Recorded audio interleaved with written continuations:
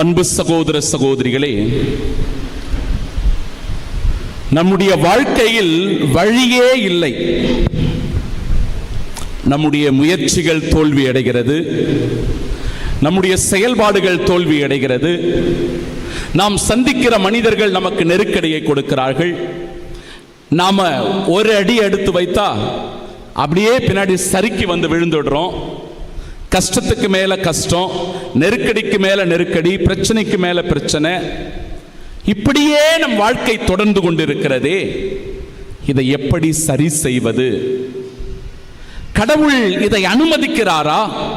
நான் கஷ்டப்படுறத, நான் பிரச்சனையில் இருப்பதை, நான் குழப்பத்தில் தவிப்பதை கடவுள் விரும்புகிறாரா என்கிற கேள்வி நமக்குள் எழும். பல நேரங்களில் இந்த கேள்வி நம்மை அச்சுறுத்தும், ஒரு பயத்தை கொடுக்கும். ஆண்டவரே, நான் உன்னை தொழுகிறேனே, நான் உன்னை ஆராதிக்கிறேனே, உம்மை போற்றுகிறேனே, உம்மை புகழ்கிறேனே, என் வாழ்க்கையில் எதற்காக இந்த சோதனைகள்? எனக்கு ஒரு புது வழி கிடைக்காதா? புது வழி பிறக்காதா? புதிய மாதம் பிறந்திருக்கிறது, என் வாழ்க்கை பாதை மாறாதா? என் வாழ்க்கையில் புது விடியல் உண்டாகாதா என்கிற ஏக்கம், கலக்கம் நமக்கு இருக்கிறது என்றால், ஆண்டவர் சொல்லுகிறார், வழியே இல்லாத போது, உன் வழி தடை செய்யப்பட்ட போது, என் அன்பு மகனே, என் அன்பு மகளே, உனக்காக ஒரு பாதையை நான் உண்டாக்குவேன். Praise the Lord, praise the Lord. உனக்காக ஒரு புது பாதையை நான் உண்டாக்குவேன் என்கிறார் ஆண்டவர். அந்த வார்த்தைகளை தான் சத்திய வாக்காக இந்த நாளிலே நாம் தியானிக்க போகிறோம். இன்றைய நாளினுடைய முதல் வாசகத்தில் ஆண்டவருடைய தூதர்கள் லோத்துவுக்கு ஒரு எச்சரிக்கையை தருகிறார்கள். நீ எழுந்திரு, உன் மனைவியையும் உன் 2 புதல்வியரையும் அழைத்து கொண்டு இந்த இடத்தை விட்டு ஓடி போயிடு. இங்கு இருக்காத. இந்த இடத்தில் இருந்தால் எப்படி இந்த சோதோம் கொமாரா நகரங்கள் அழிய போகிறதோ அதுபோல நீ அழிந்து போவாய் சொல்றார். ஒரு பெரிய எச்சரிக்கை, ஒரு எச்சரிக்கை விடப்படுகிறது. அப்ப நமக்குள் ஒரு விதமான தயக்கம் வரும். இதை நம்புறதா வேணாமா? இதை ஏற்றுக்கொள்ளலாமா வேண்டாமா? தயக்கம் இருக்கும். சில நேரங்கள் ஆண்டவர் சொல்லுவார், இது உனக்கு வேணாம், இந்த இடம் உனக்கு வேண்டாம், இந்த மனிதர்கள் உனக்கு வேண்டாம், இந்த உறவினர்கள் உனக்கு வேண்டாம், இந்த நண்பர்கள் உனக்கு வேண்டாம், இந்த தொழில் உனக்கு வேண்டாம். ஆண்டவர் சொல்லுவாரு. ஆனா நமக்கு மனசு வராது விடுறதுக்கு. நமக்கு சில நேரங்களில் அது மேல பெரும்பாலும் அதிகமான ஈடுபாடும் அக்கறையும் இருக்கிறதுனால விட்டு போறதுக்கு மனசு வராது. இறைவார்த்தை சொல்லுகிறது, லோத்து தயக்கம் காட்டினார், கொஞ்ச காலம் தாழ்த்துறாரு. ஆண்டவர் எழுந்து போ அப்படின்னு சொல்றாரு, எச்சரிக்கை கொடுக்கிறார். ஆனால் அந்த எச்சரிக்கையை உதாசீனப்படுத்துவது.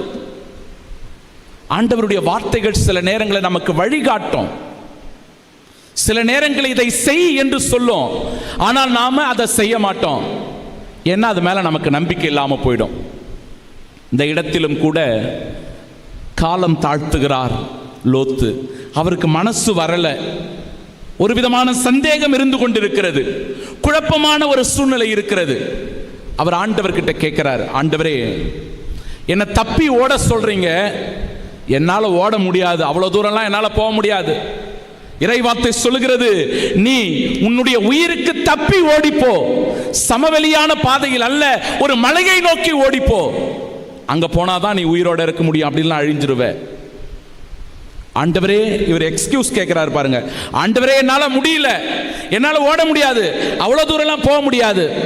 இதோ பக்கத்துல ஒரு சிறிய ஊர் ஒன்று இருக்கிறது, அந்த ஊருக்குள்ள நான் போய் அந்த இடத்துல பத்திரமா இருக்கட்டுமா கேட்கிறார். அந்த இடத்துல போய் நான் இருக்கட்டுமா, பத்திரமா இருக்கட்டுமா, பாதுகாப்பா? பிரியமானவர்களே, இந்த இடத்தில் இறைவார்த்தை சொல்லுகிறது, லோத்துவின் மீது ஆண்டவர் இரக்கம் கொண்டிருந்ததனால், அவர் மீது அவர் இரக்கம் காட்டியதனால் அவருடைய கையை பிடித்து பத்திரமாய் அழைத்து சென்றார். Price the Lord, praise the Lord. ஆண்டவர் உன் மீது இரக்கம் கொள்ளுகிறார் என்றால், ஆண்டவருடைய அன்பு உன் மீது இருக்கிறது என்றால், என் அன்பு சகோதரனே சகோதரியே, எந்த ஆபத்து வந்தாலும், எந்த தீங்கு வந்தாலும், எந்த நோய் நொடிகள் உன்னை தாக்கினாலும் ஆண்டவர் உன்னை கரம் பிடித்து நடத்துவார், கரம் பிடித்து நடத்துவார். அப்படியாக அவரையும் அவருடைய குடும்பத்தாரையும் கரம் பிடித்து பத்திரமாய் அந்த ஊருக்குள் கொண்டு போய் சேர்க்கிறார். இதே ஒரு நிகழ்வு விடுதலை பயண புத்தகம் 14வது அதிகாரத்தில் கொடுக்கப்பட்டிருக்கிறது. 2-3 இறை வார்த்தைகள் வாசிங்க. இஸ்ரேல் மக்கள் திரும்பி சென்று மிக்தோலுக்கும் பாகால் செபோனின் அருகில் உள்ள கடலுக்கும் இடையே அமைந்த பிககிரோத்துக்கு எதிரே கடல் அருகில் பாளையம் இறங்கும்படி அவர்களிடம் சொல். பார்வோன் இஸ்ரேல் மக்களை குறித்து பாலை நிலம் குறுக்கிட்டதால் அவர்கள் இன்னும் நாட்டுக்குள்ளேயே அலைந்து கொண்டிருப்பார்கள் என்று கருதுவான்.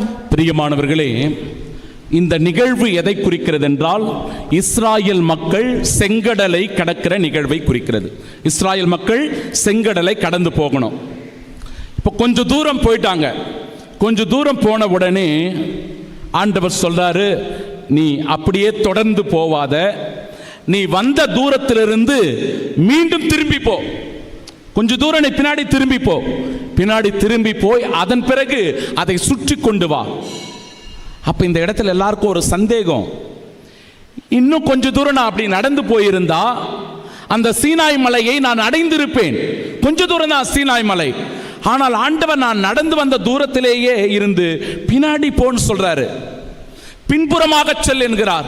இது இன்னும் கொஞ்சம் அதிகமான தூரத்தை கொடுக்கிறதே என்கிற தளர்ச்சி அவர்களுக்குள் ஏற்படுகிறது.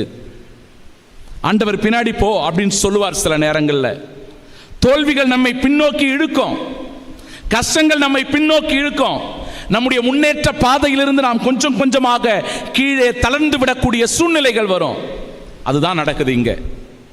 தொடர்ந்து 5-6வது இறை வார்த்தைகள் வாசிப்போம். மக்கள் ஓடி போய்விட்டார்கள் என எகிப்திய மன்னனுக்கு அறிவிக்கப்பட்ட போது பார்வோனின் மனமும் அவன் அலுவலர் மனமும் இம்மக்களை பொறுத்தமட்டில் மாற்றம் கண்டது. நாம் இப்படி செய்து விட்டோமே, நமக்கு ஊழியம் செய்த இஸ்ரேலரை ஏன் தான் அனுப்பிவிட்டோம் என்று அவர்கள் பேசிக்கொண்டனர். எனவே அவன் தன் தேரை பூட்டி தன் ஆள்களையும் கூட்டிக் கொண்டு கிளம்பினான். பிரியமானவர்களே, இந்த இக்கட்டான ஒரு நிலையில நீங்க எல்லாம் எகிப்து நாட்டை விட்டு போங்க அப்படின்னு சொல்லி முதல்ல அனுப்பி விட்டுறான். ஆனால் அந்த அரசனுக்கு, அந்த பார்வோனுக்கு மனம் வரல. இவ்வளவு பேர் இவ்வளவு நாள் இலவசமா வேலை செஞ்சுட்டு இருந்தாங்க, நமக்கு ஒரு கூலியாளியாக உழைத்து கொண்டிருந்தார்கள். ஆனால் இன்னைக்கு இவங்க எல்லாம் இல்லை. 30 லட்சம் பேர் ஆடு மாடுகளோடு எல்லாம் நம்மளை விட்டு போயிட்டாங்க. இன்னைக்கு எதுவுமே இல்லை, நம்ம கையில எதுவுமே இல்லாம போயிடுச்சு. வெறுமனாக நாம் இருக்கிறோம். நம்முடைய பொன் பொருள் செல்வங்கள் எல்லாவற்றையும் அந்த இஸ்ராயல் மக்கள் எடுத்துட்டு போயிட்டாங்க. அதனால இந்த பார்வோன் என்ன செய்யறான், முதல்ல போங்கன்னு சொல்லிட்டாலும் கூட மனசு வரல அவனுக்கு. 600 தேர்களோடு, குதிரை படை வீரர்களோடு அந்த இஸ்ராயல் மக்களை எதிர்த்து வருகிறான். மீண்டும் வரான். போனவன் திரும்பி வரான். இந்த இடத்துல நல்லா நம்ம கவனிக்கணும். சில நேரங்களில் சில விஷயங்கள் எனக்கு வேண்டாம், இது எனக்கு வேண்டாம் அப்படின்னு நாம ஒதுக்கி வைப்போம், புறம் தள்ளுவோம். இந்த பிரச்சனை எனக்கு வேணாம், இந்த நண்பர்கள் எனக்கு வேணாம், இந்த போதைப் பொருளுக்கு நான் இனிமே அடிமையாக மாட்டேன் அப்படின்னு சொல்லி சில விஷயங்களை நாம ஒதுக்கி வைப்போம்.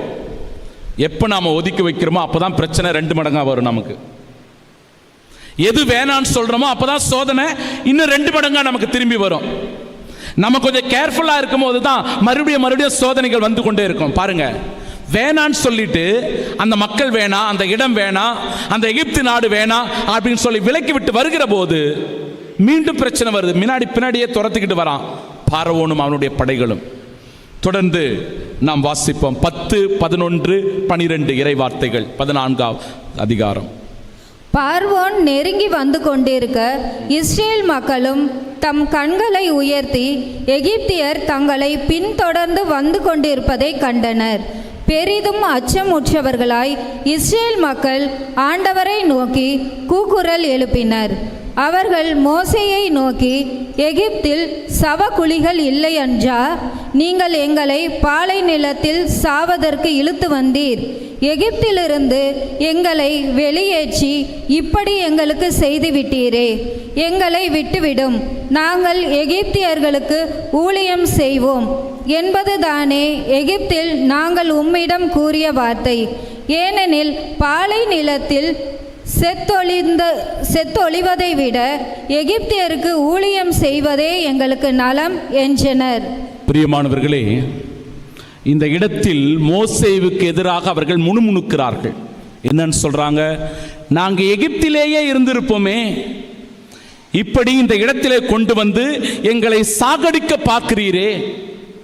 பின்னாடி பார்த்தா அந்த பார்வோனுடைய படைகள் எல்லாம் எங்களை துரத்தி கொண்டு வருகிறது. முன்னாடி எங்களால் போக முடியல. முன்னாடி செங்கடல் இருக்கிறது, முன்னாடி பிரச்சனை, பின்னாடி பிரச்சனை. பின்னாடியும் ஓட முடியாது, தப்பி ஓட முடியாது. முன்னாடியும் ஓட முடியாது, கடல் இருக்கிறது. முன்னேயும் பிரச்சனை, பின்னையும் பிரச்சனை. எல்லா இடத்திலும் பிரச்சனைகள் சூழ்ந்து கொண்டிருக்கும் போது இப்படி எங்களை சிக்கல்ல கொண்டு வந்து மாட்டி விட்டியே. நாங்க நல்லா தானே நிம்மதியா அந்த இடத்துல இருந்தோம். கஷ்டப்பட்டா கூட எங்களுக்கு 3 வேளை நன்றாக உணவு கிடைத்ததே, எந்த பிரச்சனையும் இல்லாமல் இருந்தமே. ஆனால் இப்படிப்பட்ட ஒரு நெருக்கடியான இடத்தில் கொண்டு வந்து விட்டு எங்களை நீங்கள் சாகடிக்கிறீர்களே என்று அவர்கள் புலம்புகிறார்கள், அஞ்சுகிறார்கள். பிரியமானவர்களே, நம் வாழ்க்கையிலும் கூட இப்படிதான் நாம புலம்ப ஆரம்பிச்சிருவோம். கஷ்டங்கள் வரும்போது வேற வழி தெரியாது, என்ன பண்றது? நமக்கு போய் புலம்புவோம். நாமளும் ஒருவர் மற்றவரிடத்தில் சென்று புலம்புவோம். என்ன செய்வதென்று தெரியாது. அதனால கடவுள் மேல இருக்கிற நம்பிக்கை இழந்துருவோம். கோவிலுக்கு வரமாட்டோம், பக்தியை விட்டுருவோம், விசுவாசத்தை கைவிட்டு விடுவோம். யார் சொல் பேச்சு நாம கேட்க மாட்டோம். ஏன்னா கடவுள் மேல இருக்கிற நம்பிக்கை நமக்கு போயிடுச்சு. என்னை கைவிட்டார் கடவுள், நான் நினைச்சது நடக்கல, என் வாழ்க்கையில சந்தோஷம் இல்லை, எனக்கு பிரச்சனை, எனக்கு நோய், எனக்கு தீராத குறைகள் இருக்கிறது என்று சொல்லி நம்மை நாமே நொந்து கொள்வோம், புலம்புவோம், விரக்தி அடைவோம். ஒரு நிகழ்வு ஒன்றை சொல்றேன். நான் பெங்களூருவில் ஜலஹாலி அப்படின்ற ஒரு இடம், புனித பாத்திமா அன்னை ஆலயம். அந்த ஆலயத்தில் திருவிழா திருப்பலியை நிறைவேற்றுவதற்காக அங்கு போயிருந்தேன். 3 நாள் தொடர்ந்து திருப்பலியை நிறைவேற்றுவதற்காக. அப்போ அந்த பகல் நேரங்களில் மக்கள் என்னை வந்து சந்தித்து விட்டு செல்வார்கள். ஆலோசனைகளுக்காக அவர்கள் வந்து சந்தித்து விட்டு போவது வழக்கம். அப்படியாக ஒரு குடும்பம் என்னை சந்திக்க வந்தது. அந்த குடும்பம் சொன்ன அந்த சாட்சிய பகிர்வை இந்த நேரத்தில், இந்த சூழ்நிலையில் உங்களோட நான் பகிர்ந்து கொள்கிறேன். அந்த குடும்பம் சொன்னது, ஃபாதர், அக்டோபர் மாதத்தில் அன்னை மரியாளுக்கு சிறப்பாக நாம் விழா எடுத்து மாதாவினுடைய சுரூபத்தை ஒவ்வொரு வீட்லேயும் கொண்டு போய் வச்சு ஜெபிப்போம். அப்படி எங்கள் வீட்டில் அன்னை மரியாளுடைய சுரூபத்தை வைத்து நாங்களும் என் குடும்பத்தாரும் அமர்ந்து கொண்டு ஜெபித்து கொண்டிருக்கிறோம். அன்பியத்தில் இருக்கிற சில பேர் எல்லாம், எங்கள் ஊரில் இருக்கிற பக்கத்தில் இருக்கிறவங்க எல்லாம் சில பேர் ஒன்றாக கூடி ஜெபித்து கொண்டிருக்கிறார்கள். மாதாவின் சுரூபம் எங்கள் வீட்டில் இருக்குது, நாங்களும் எங்கள் குடும்பமும் ஒன்றாக இணைந்திருக்கிறோம். அந்த பொறுப்பாளர்கள், அன்பியத்தில் இருக்கிறவங்க, பக்கத்து வீட்டில் இருக்கிறவங்க எல்லாம் வந்திருக்கிறாங்க. ஜெபமாலை ஜெபித்து கொண்டிருக்கும் போதே, ஜெபம் சொல்லி கொண்டிருக்கும் போதே என் குடும்பத்தின் பையன் திடீரென்று மாரடைப்பு வந்தது. அவன் அப்படியே தூக்கிட்டு ஓடுறோம், போகிற வழியிலேயே அவன் இறந்துட்டான். ஃபாதர்,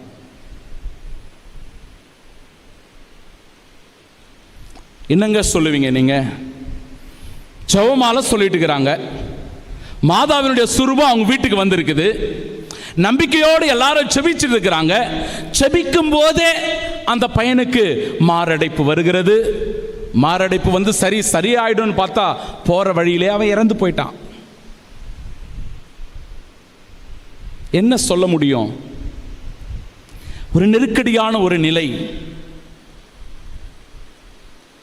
கொஞ்ச நாளுக்கு முன்னாடி தான், 1 வருடத்துக்கு முன்னாடி தான் அந்த குடும்பத்தினுடைய தலைவர் இறந்து போனார். இந்த பையனும் இறந்து போயிட்டான். மாமியாரும் மருமகளும் மட்டும்தான் இருக்கிறாங்க வீட்டில். இதான் நிலைமை. இந்த ஒரு இக்கட்டான நிலை, இக்கட்டான சூழ்நிலை கோவிலுக்கு போகிறத நிறுத்திட்டாங்க. கடவுள் மேலே இருக்கிற நம்பிக்கை அவங்கள விட்டு போயிடுச்சு. ஏனென்றால் ஏற்கனவே அவர்கள் வருத்தத்தில் இருந்தார்கள், கஷ்டத்தில் இருந்தாங்க, பிரச்சனையில் இருந்தாங்க. என்ன நெருக்கடி, என்ன பிரச்சனை என்றால் அவர்களுக்கு 6 வருடமாக குழந்தை இல்லாமல் இருந்துச்சு. குழந்தை வேற இல்லாமல் இருந்துச்சு. ஏற்கனவே குழந்தை கிடையாது. குழந்தை பாக்கியம் இல்லாததுனால வரம் வேண்டி அந்த மாதாவின் சுரூபத்தை வைத்து ஜெபம் ஜெபித்துக் கொண்டிருந்தார்கள். ஆனால் அவர்களுக்கு இப்பேற்பட்ட ஒரு நெருக்கடி. பிரியமானவர்களே,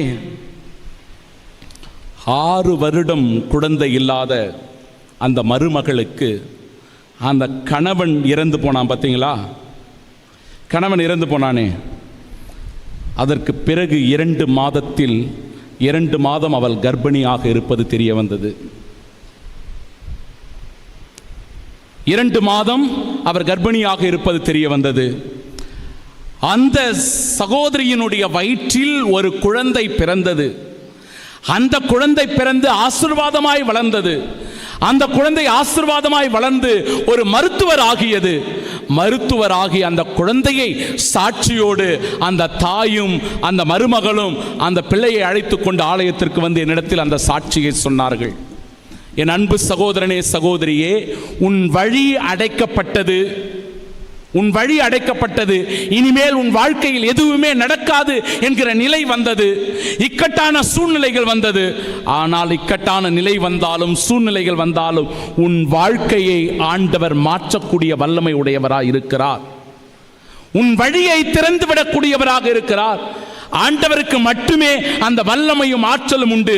அந்த இக்கட்டான ஒரு நிலையில தான் லோத்தினுடைய குடும்பம் இருக்கிறது. இந்த இடத்தில் இஸ்ராயல் மக்கள் இருக்கிறார். 30 லட்சம் பேர் அந்த செங்கடலை கடந்து போகணும்.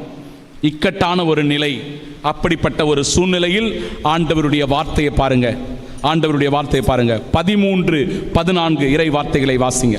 மோசே மக்களை நோக்கி, அஞ்சாதீர்கள், நிலை குலையாதீர்கள். இன்று ஆண்டவர் தாமே உங்களுக்காக ஆற்றும் விடுதலை செயலை பாருங்கள். இன்று நீங்கள் காணும் எகிப்தியரை இனிமேல் என்றுமே காணப்போவதில்லை. நீங்க ஏன் பயப்படுறீங்க? உங்களுக்கு முன்னாடி பிரச்சனை இருக்குது, பின்னாடி பிரச்சனை இருக்குது. ஏன் பயப்படுறீங்க? ஏனென்றால் உங்களை காத்து வந்தவர், உங்களை வழிநடத்தி கொண்டு வந்தவர், உங்களை அந்த எகிப்தின் அடிமைத்தன மீட்டு கொண்டு வந்தவர் உங்களுடைய இறைவன். அதை நீங்க மறந்துடாதீங்க. இந்த இறை வார்த்தையை பாருங்க. அஞ்சாதீர்கள், அஞ்சாதீர்கள். 14வது வசனம் வாசிங்க. ஆண்டவரே உங்களுக்காக போரிடுவார். ஆண்டவரே உங்களுக்காக போரிடுவார். நீங்கள் அமைதியாய் இருங்கள். நீங்கள் அமைதியாய் இருங்க. அமைதியாய் இருந்தா போதும். ஆர்ப்பரிக்காதீங்க, புலம்பாதீங்க.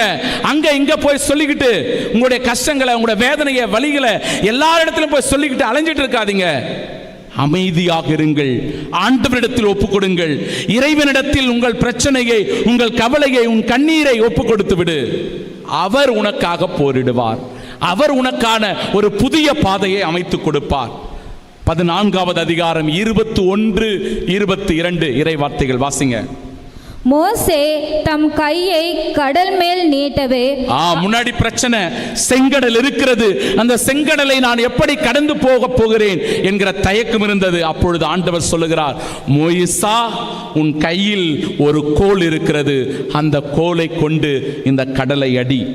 பிறகு ஆண்டவர் கீழே காற்றை இரவு முழுவதும் வன்மையாக வீச செய்து கடலை பின்வாங்க வைத்து உலர்ந்த தரையாக்கினார். நீர்த்திரள் பிரிக்கப்பட்டது. வலப்பக்கத்திலும் இடப்பக்கத்திலும் உள்ள நீர்த்திரள் அவர்களுக்கு சுவராக விளங்க இஸ்ரேல் மக்கள் கடல் நடுவே உலர்ந்த தரையில் நடந்து சென்றனர். என் அன்பு சகோதர சகோதரிகளே, இஸ்ராயல் மக்களுக்கு முன்பாக இவ்வளவு பெரிய பிரச்சனை இருந்தாலும் கூட ஆண்டவர் மீது அவர்கள் நம்பிக்கை வைத்ததனால் ஆண்டவர் ஒரு பெரும் அற்புதத்தை செய்கிறார். அந்த கடலை 2ஆக பிளக்கச் செய்து உலர்ந்த தரையிலே அவர்களை நடந்து போகச் செய்கிறார். புதிய பாதை, புதிய பாதையை உருவாக்குறார் அந்த இஸ்ராயல் மக்களுக்காக. 29வது வசனம். ஆனால் இஸ்ரேல் மக்கள் கடலின் உலர்ந்த தரையில் நடந்து சென்றனர். நீர் திரளின் வலப்புறமும் இடப்புறமும் அவர்களுக்கு சுவராக நின்றது. இவ்வாறு ஆண்டவர் அந்நாளில் எகிப்தியர் பிடியில் நின்று இஸ்ரேலுக்கு விடுதலை அளித்தார். என் அன்பு சகோதர சகோதரிகளே, எகிப்தினுடைய பிடியிலிருந்து இஸ்ராயல் மக்களை காத்த 600 குதிரை படைகள், தேர்கள் அவர்களை சூழ்ந்து வருகிறது. அவர்கள் எல்லோரும் அந்த கடலிலேயே மாண்டு போனார்கள்.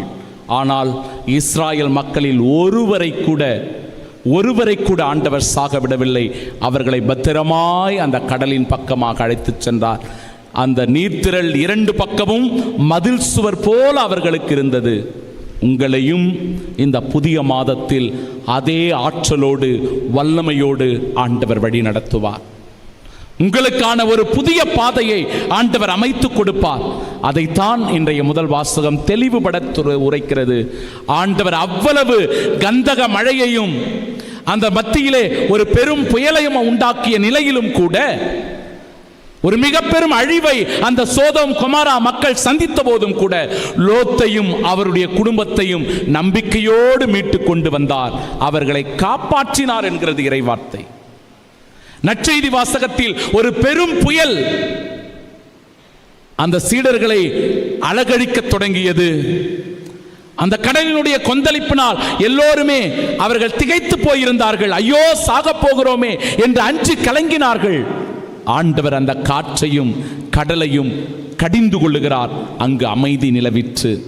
நம் வாழ்க்கையிலும் அமைதி நிலவ, நம் பிரச்சனைகள் தீர, நம் கஷ்டங்கள் மறைய, நம் கண்ணீர் துடைக்கப்பட நமக்கான ஒரு புதிய பாதையை ஆண்டவர் உருவாக்குவார். அந்த புதிய பாதையில் இந்த மாதத்தில் நீங்களும் நானும் பயணிக்க கோடி அற்புதரான புனித அந்தோணியார் நமக்காக பரிந்து பேசுவார். ஆமென்.